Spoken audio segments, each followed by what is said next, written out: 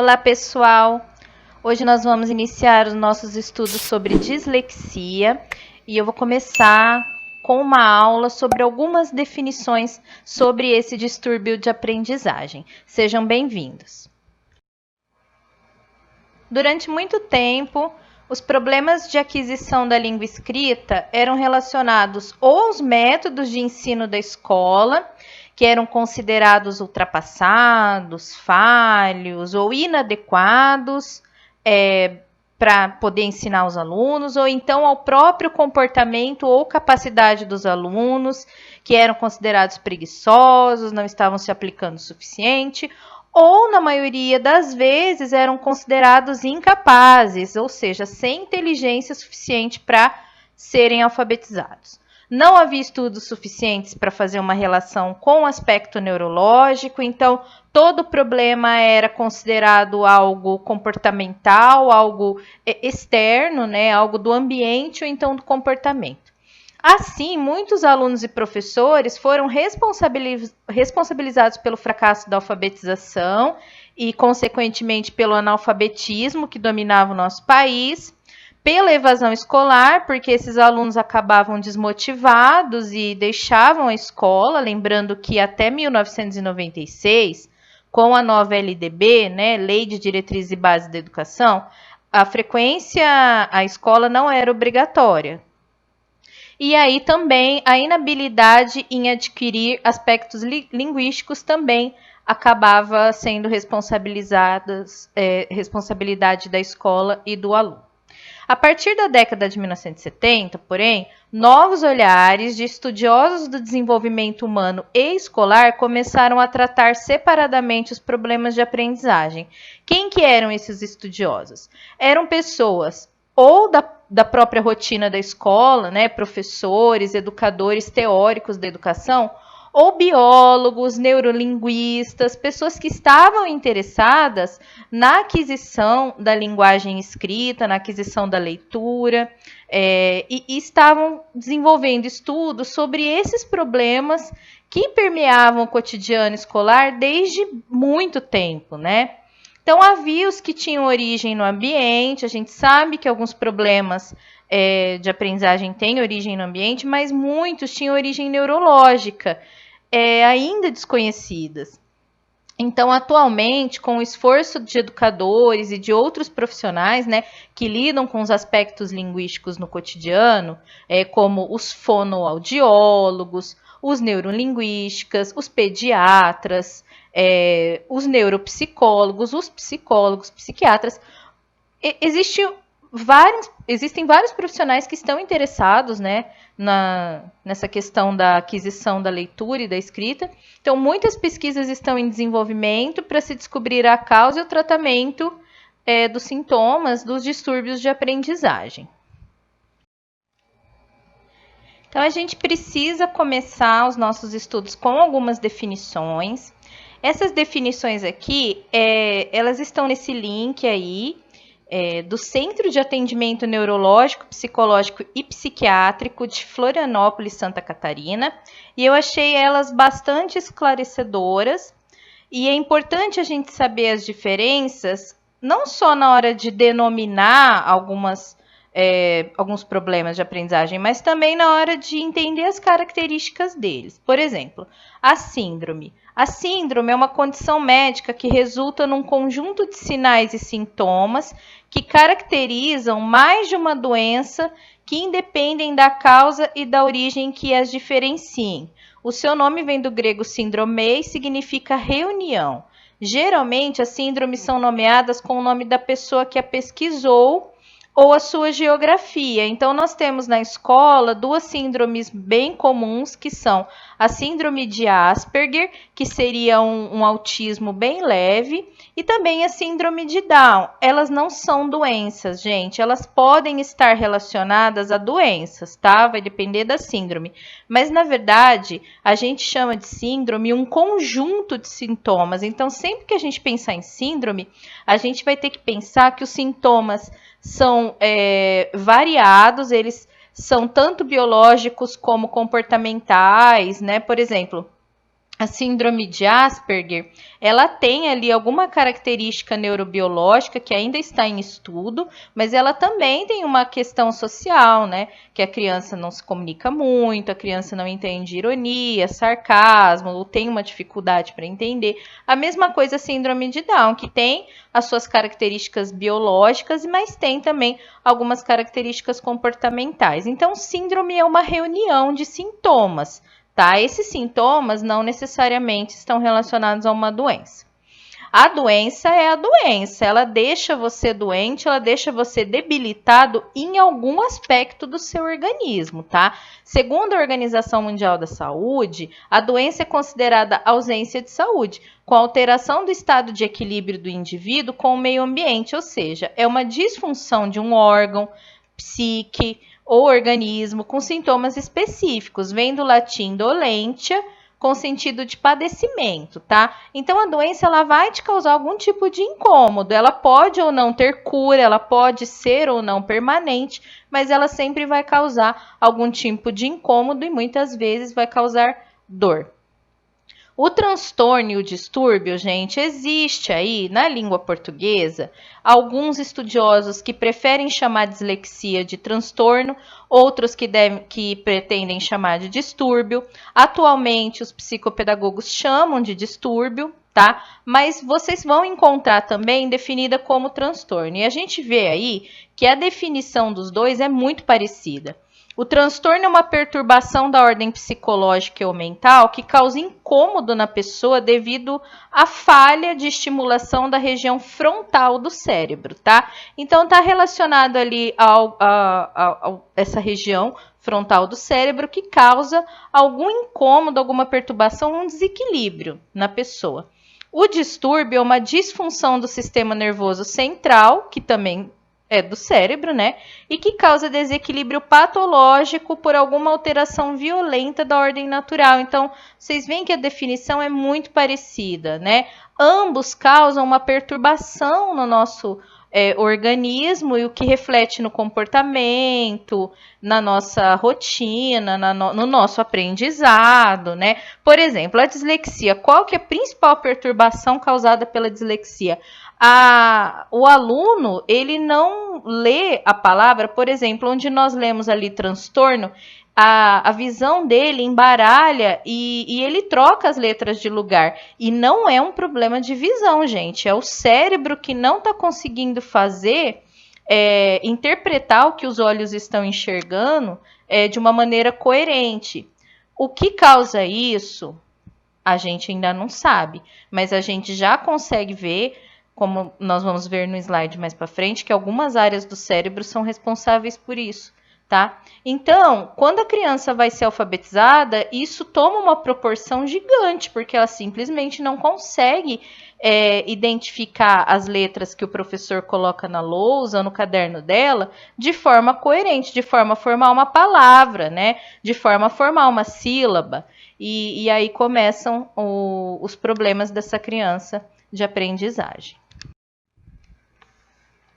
Antes da gente se aprofundar mais nas questões da dislexia, só para a gente continuar nas definições importantes, os problemas de aprendizagem, eles englobam distúrbios, dificuldades, deficiência, doença,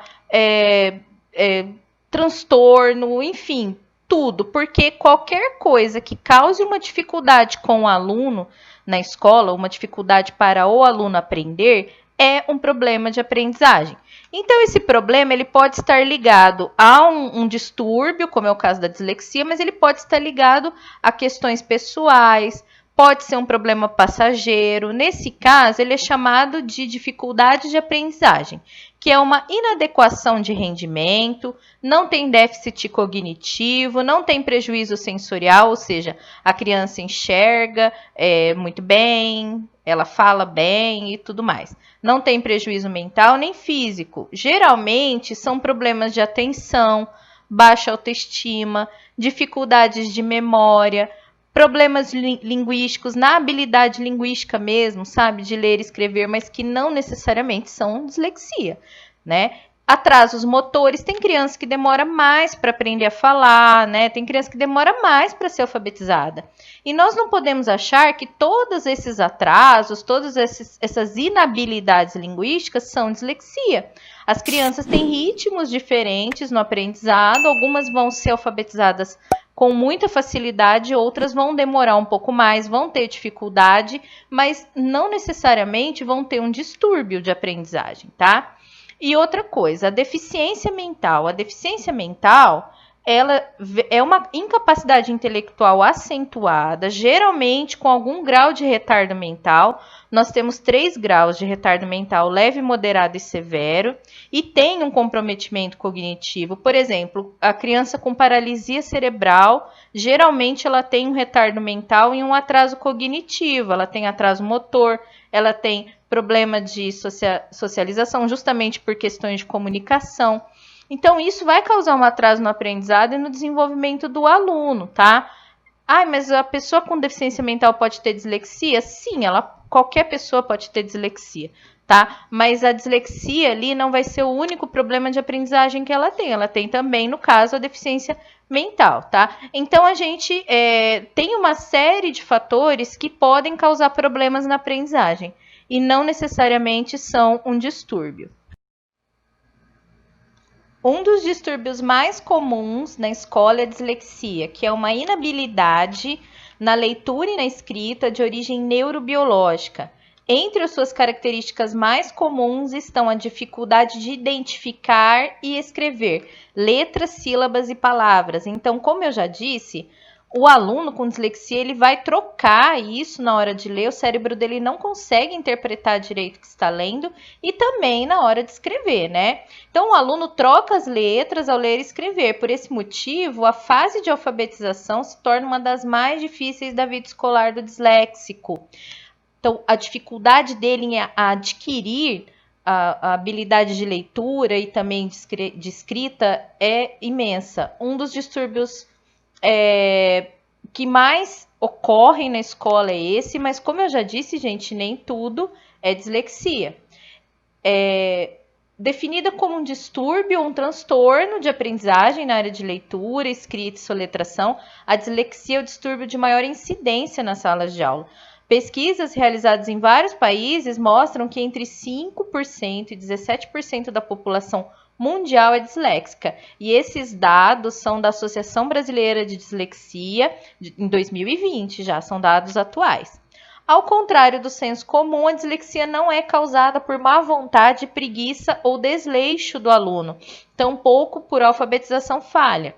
Então, existem ainda muitos questionamentos em relação à dislexia. Muitos pais não acreditam que os filhos têm esse distúrbio, eles acham que o filho não está se aplicando o suficiente, ou então eles acham que o problema é a escola, acusam o professor, a escola.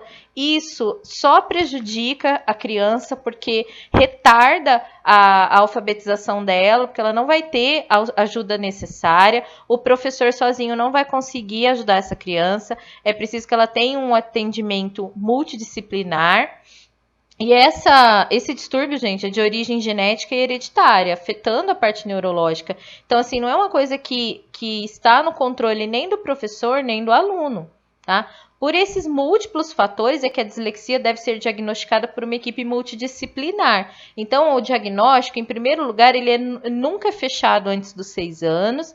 Em segundo lugar, esse diagnóstico precisa da contribuição do psicopedagogo, do psicólogo, do neuro, do pediatra, enfim, várias pessoas envolvidas ali nessa avaliação da criança, tá? E esse tipo de avaliação dá condições para um acompanhamento mais efetivo das dificuldades após o diagnóstico, direcionando essa criança de acordo com as particularidades de cada indivíduo, porque a dislexia ela se manifesta em níveis diferentes e de formas diferentes em cada pessoa. E a intervenção ela tem que ser planejada para cada indivíduo, né? Então é preciso um diagnóstico adequado por causa disso também, né? Para que a criança tenha ali o auxílio necessário. E para muitos estudiosos, essa intervenção, se feita de forma adequada, pode acabar com todos os sintomas da dislexia. Os principais sintomas da dislexia costumam aparecer na fase de alfabetização. que é quando a criança tem um contato mais intenso com letras, com números, né? E é cobrada essa aprendizagem dos mesmos em relação a isso. Mas alguns sinais, eles antecedem essa fase e já na educação infantil, os educadores podem prestar atenção nesses sinais e observar ali com mais cuidado para ver se realmente se trata de um distúrbio de aprendizagem. Por exemplo, o atraso na aquisição da linguagem, aquela criança que demora um pouco mais para falar, dispersão e desatenção, dificuldade em aprender rimas e canções. Geralmente são crianças que acabam por não se interessando tanto por isso, né, por música, justamente por essa dificuldade. Dificuldade na coordenação motora fina e grossa, mas principalmente na fina, né, em desenhar. A criança na fase pré-escolar já começa a desenhar algumas letras e essa criança com dislexia vai ter essa dificuldade. Dificuldade em copiar de livros e lousas, qualquer coisa que o professor passe. Desorganização geral, né, uma dificuldade em organizar materiais e tal. Confusão entre esquerda e direita, que é problema de lateralidade. Dificuldade com dicionários, listas telefônicas, mapas, vocabulário pobre, com sentenças curtas e imaturas. Então, a criança ela tem uma dificuldade de aprender palavras novas e ela usa sempre as mesmas palavras. Dificuldade na memória de curto prazo. Por exemplo, quando você vai dar um comando para a criança, geralmente tem que ser um comando de cada vez. Você não pode falar assim, olha, pega aquele papel, joga no lixo, depois pega aquela vassoura e traz aqui para mim. Ela não vai conseguir guardar todos esses comandos, tá?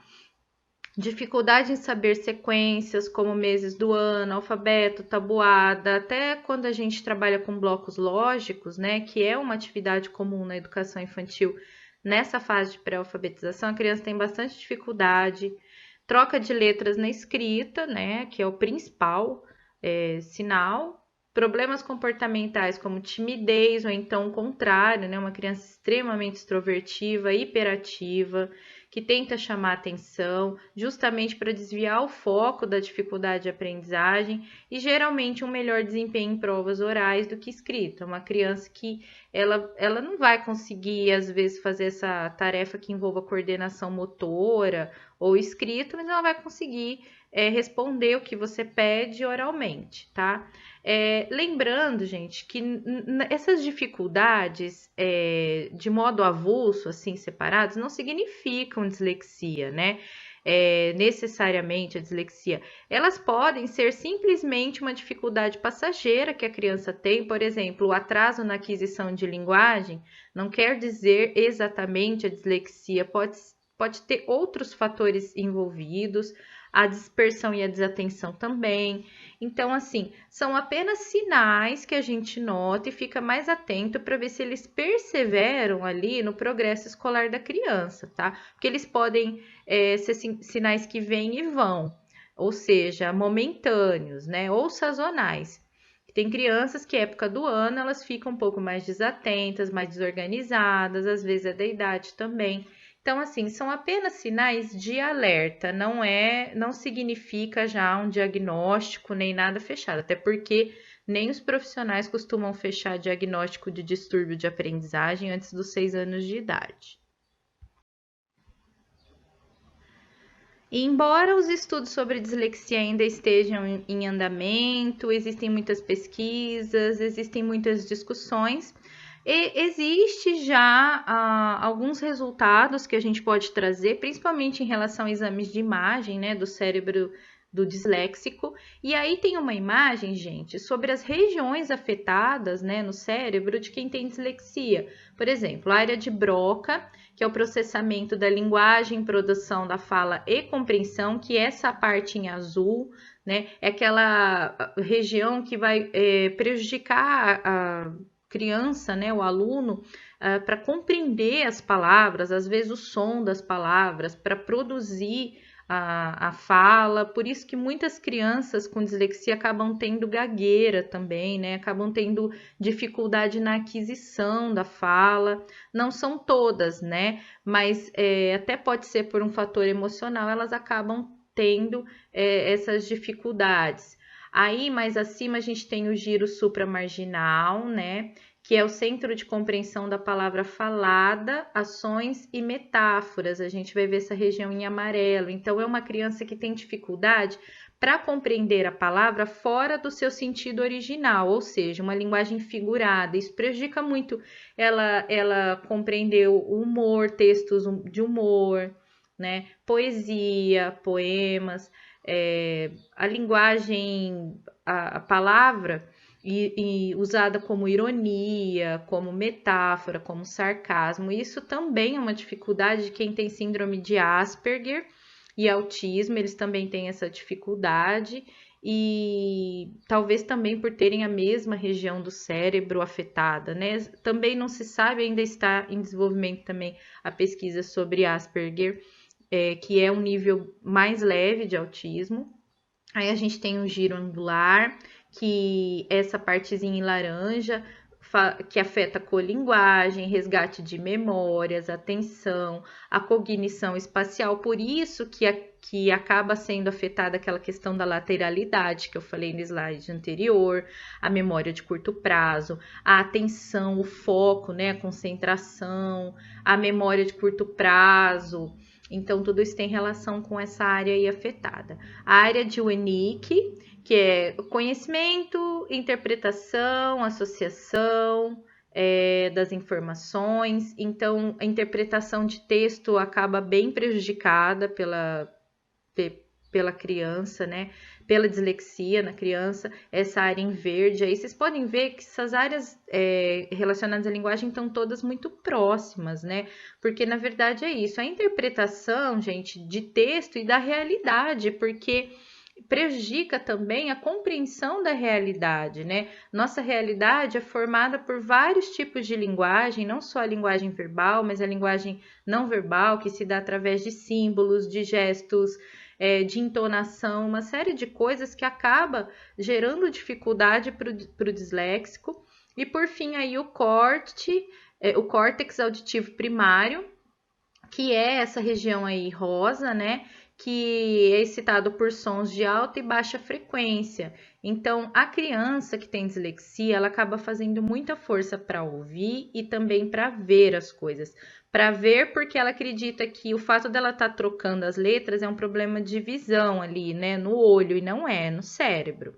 E de audição também, porque a criança acaba tendo dificuldades de compreensão que ela acredita ser porque ela não ouviu direito a palavra, né? Mas também existe aí como vocês veem por essa região afetada, um pequeno, vamos dizer assim, erro de funcionamento nessa região do cérebro. Também não dá para explicar ainda, porque, como eu disse, os estudos estão em andamento. Quem tiver mais curiosidade para ver como funciona esse cérebro do disléxico, a fonte está aí da Associação Inspirare,